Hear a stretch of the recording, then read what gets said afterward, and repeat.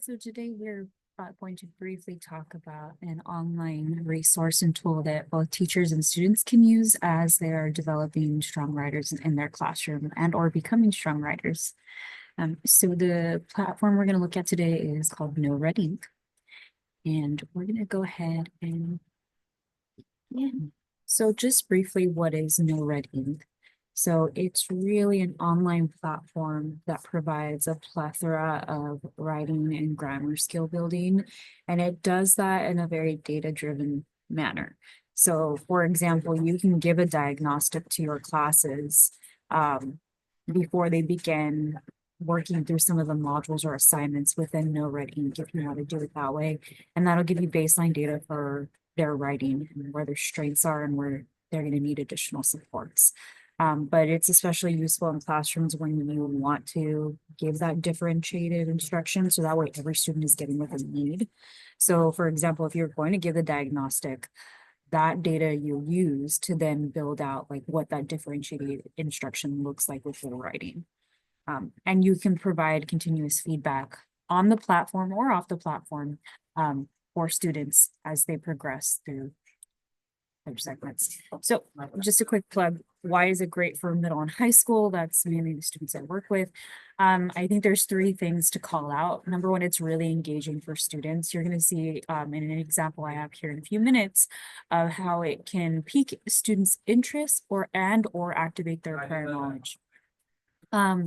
It is very data driven. So one thing I like about the platform is that you can monitor student progress and students can monitor their own progress, whether that be towards mastery of a specific standard in Common Core, or if that's more specific, like if they're working on formal and informal language and writing, that can also be a target or growth goal that they progress monitor themselves. So it is really neat. And one other thing that I like about it too is that the data doesn't stay stagnant. So as students progress through their program or as they upload more items to their writing portfolio, that data will shift, right? Because kids are growing, they should be growing. So the data should look different. It should not stay the same. And that's great for teachers. And the last thing I just wanted to plug was that it's closely tied to the Common Core standards for writing. There are a couple of other things that you can access through it. You'll need like a different type of account, but like you can look at MAP questions. You can look at SBAC, ACT, SAT. It offers a plethora of questions that align to those assessments. So it's really great for like if we have 10th or 11th graders that are taking those state assessments for college.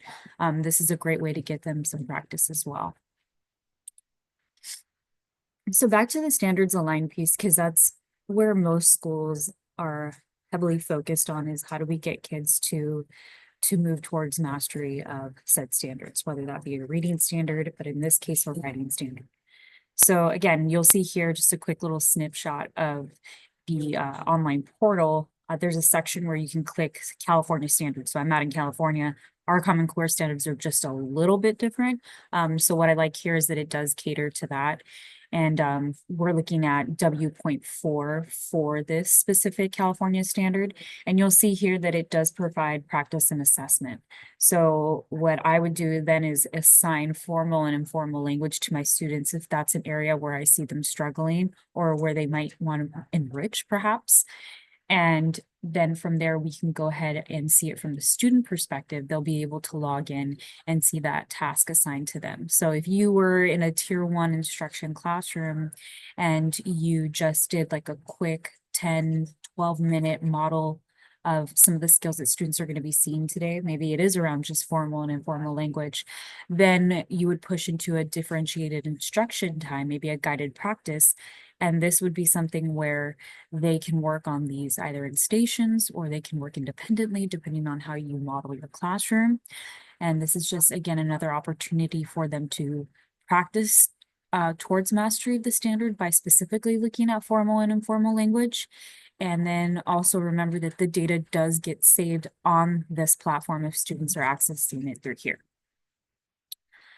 And let's go ahead and look at what it looks like from the student perspective. So once I've assigned that, then when students pull up that assignment, what it's going to ask them first is to look at some of the choices that they have. So they have some books, movies, things that they want to go ahead and see what they're familiar with. So students will be able to select as many as they can. They have to fill up the green bar that you see on the screen.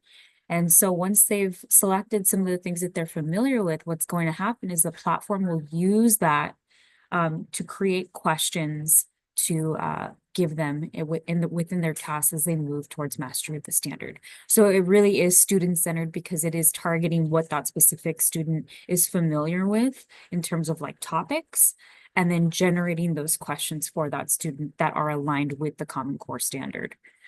Which I think is really neat. I haven't seen anything like that. There might be other programs out there like that, but I thought that this was really, really cool. And from that, then from the student facing side, they'll get a quick little introduction to formal and informal language, what I think is great because it does kind of set the tone for context, which you're going to see is what they're heavily focusing on in order to access formal and informal language. And so once they get to their exercise, they're going to see something like this on the screen. So for example, highlight the language that is too formal or too informal for the context. What I love about this is that it gives the context. The context is it is a report for a social studies class. So immediately, if I'm a student, I'm going to think, okay, if it's for social studies class, what does that sound like? What does it sound like when I write papers in history? What are the word choices that I use? So now students can start to think about who the target audience is.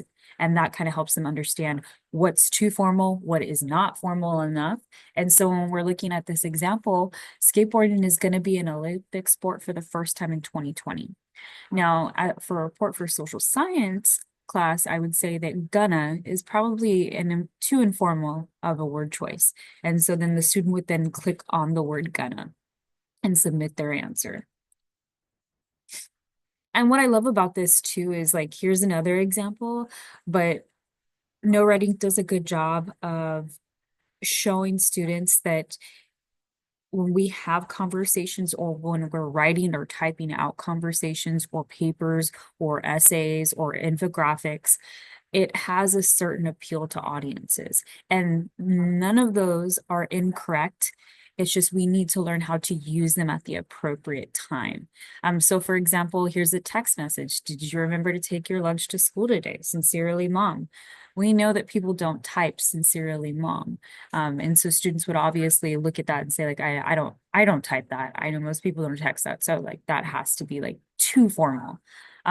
But also just really letting students know that it's okay to message this way. This is not inappropriate, because a lot of the times we might say like, oh, well, this is not academic writing, so this is not appropriate for the classroom. But what I love about No Red Ink is that it really makes it more relevant to the world that we live in.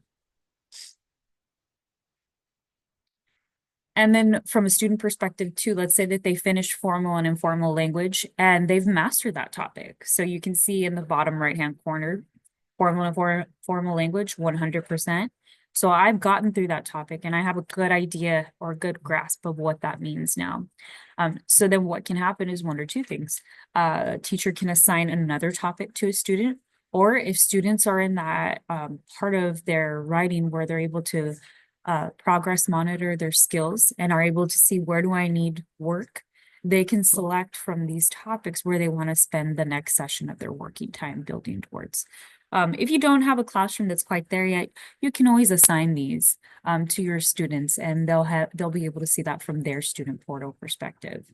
And then one other thing I wanted to plug real quick is that the online classroom for No Red Ink is free. There are other accounts, premium, and there's another account for like a district. So if you're a teacher that kind of lives in isolation in your room, but you're wanting a tool, this is free. There are some things you won't be able to access, but overall, the free account does provide quite a plethora of resources and tools, especially when it comes to the standards alignment pieces. And then the last thing I want to show you is the student data tracker. Now, I am not a teacher of record in a classroom anymore, so I don't have any data to show you, but I just wanted to kind of look or preview the potential of what could happen here. So you have your grades tab, which you can use. I know a lot of teachers might not use that just because they're synced with other platforms like Canvas, so that's fine. The really cool thing that I like here is mastery. So for example, you'll see the different categories like building compound and complex sentences. So now we're really getting into the intricacies of writing, not so much like, do you have a strong thesis statement? Although that is important, if a student cannot build compound and complex sentences, they then cannot build a thesis statement. So what I like about No Red Ink is that it's able to target those specific growth goals. And you'll see here that we can even choose or group some of these data trackers. So you can look at it from the Common Core standard. You can look at it from an ECT perspective, SAT perspective, depending on what your students are working towards or preparing for. And I think it's really cool. It also has a leaderboards tab. So if you have a competitive period and you kind of want to access that with your students, by all means, I know that's not for everybody. But I really like this piece in particular because I think this not only helps students, but it also helps a teacher keep track of students' goals and where they're growing, and maybe there are some supports that they no longer need.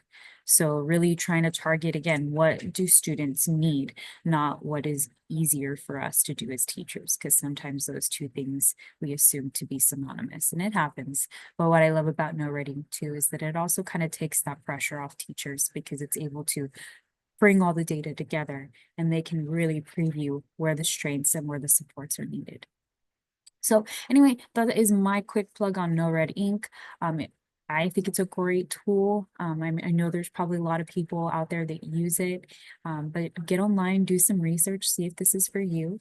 But thank you so much for spending this time with me, and I hope that you were able to take something away.